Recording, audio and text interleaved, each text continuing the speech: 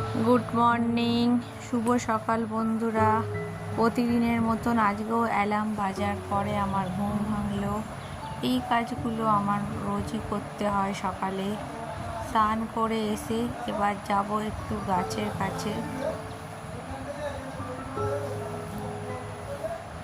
রাস্তার ধারে এই গাছগুলোর মধ্যে অনেক আগাছা হয়ে আছে, ভাবলাম একটু পরিষ্কার করে দিই। নাম না জানা কত আধারে বাদারে কী সব গাছ হয়ে আছে, তাড়াতাড়ি করে এগুলোকে ছিঁড়ে পরিষ্কার করে ফেললাম। ওদিকে মা ডাকছে, চা হয়ে গেছে। চা খেয়ে রেডি হয়ে ঠাকুরকে গড় করে বেরিয়ে পড়ব। অফিস যেতে হবে।